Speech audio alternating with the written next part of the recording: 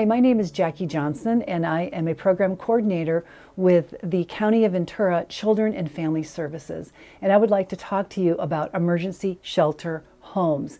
Emergency shelter homes provide a crucial resource to our children and youth that are coming into care. Emergency shelter homes provide a stable, loving, and nurturing environment for our children and youth anywhere from 1 to 60 days until we can find a best placement with a relative or a resource family.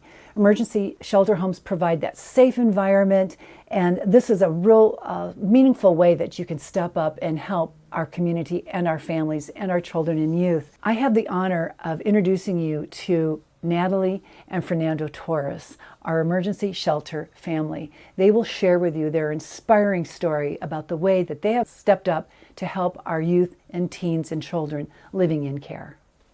Hi, I am Fernando Torres, and this is my wife Natalie. We began foster care in 1995. I've been at Procter & Gamble for 30 years now, so I have a long, steady job there at Procter & Gamble. I always wanted to be a police officer since I was tiny, but my mother, and being very respectful to her, it terrified her, so I didn't do it. And I ended up working for Ventura County Office of Education, the graphics department, for over 13 years. Still in the back of my mind. So we're married, I'm an adult, and I tell my husband, I think I'm gonna be a police officer, I wanna do it. And you know, like always, he's always supportive. So he's like, go ahead, that's what you want. So I did it. I supported her the whole time. I mean, she says, I'm going to do it. And she tested and quit her job and went to do this. I was worried the first few months. I was worried, but you know, I know that comes with the territory. We started foster care, ended up adopting 3 children from the system. And they're amazing kids, all grown up. But once we started foster care the second time around, we had, I think, 6 placements for long-term as a resource family. And we got attached, naturally. You get attached to the kids you care for. And a lady there said, you know, we don't want to lose you. Would you like to do emergency shelter? And I said, what's that? Well, you won't get attached because, you know, you're only going to have them for a short time, like a 30-day placement. And I said, oh, okay, we could try that. So that's how we were introduced to emergency shelter homes. But we still had room in our home. We had a couple of extra bedrooms because our kids had moved out. So we decided to do it again, and we've had almost 100 kids in the last 6 years. You know, when they come in, for myself personally, I'm basically a shy person. But, you know, I get to know them after a while. And when they leave, it's a little heartbreaking, but we decided when to do emergency shelter because we didn't want any long-term placements. We've already raised our kids, the 3 that we adopted. They're all out of the house. Mm-hmm. We have room, and so we decided to do this emergency shelter because we knew that they'd be coming into our home and they would be looking for other family or other placements, so this was an emergency for them. So that's why we decided that we could try this. There's going to be a lot of challenges, and it's good because I think that's what, you know, connects us. They know we're there for them, for safety, for support. But I think the hardest part is patience. You have to be really, really patient. You have to keep remembering the training you get, the trauma training, where you have to not take things personal. I guess that's the second thing. They are mad, they're sad, they have trauma, they're hurt. They lost family members. They're placed somewhere that has nothing in relation to what they live or how they, I don't know, smells, everything changed on them.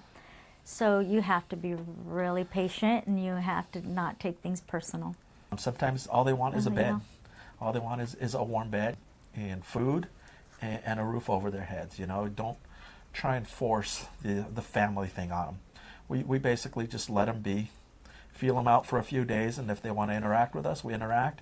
If not, we just leave them alone. But you know, don't try and force that issue as being a family. You know, it's not going to happen every single time. In order for them to treat their trauma, they're looking for something to cover up their pain. It's kind of what I kind of feel. that is going on. And if they're with me, like I said, a weekend, and I could take care of them and they feel safe for that weekend, then I did my job. And if they feel like I took care of them and they weren't hungry that weekend, I did my job. If you're thinking of doing it, try it. Just try it. And all you have to do, honestly, is have your baskets full of fruit and vegetables, the fridge with ham, bread. Have just the same as what you're doing now. If you're if you're a resource family now, just have more food. If there's people out there that have had their teenagers and they're grown and gone, those would make amazing emergency shelter homes, because these are parents that have already gone through the teenage years and they can understand these kids more, because you're attaching teenage years and all that hard stuff that they're going through with the extra trauma of losing their family members and being placed into care. So if there's anyone out there that has extra time, I just would love to see those parents that have already raised children and were great at it be parents for these kids that really need them. Thank you, Natalie and Fernando, for sharing your extraordinary story with us. Your involvement is a crucial part of the Strengthening VC Families mission to protect children while walking alongside their biological families as they work towards reunification whenever safely possible. As you just heard, many children and older youth come into care with varying circumstances. By providing them with love, stability, and nourishment, you are making a positive impact on their lives and preparing them for a successful future ahead. If you have room in your home and love in your heart, it is your turn to be that difference in the life of a child or older youth. Please call us at 805-654-3220 or visit us at shelterhomes.homeswithheartvc.org. We look forward to welcoming you.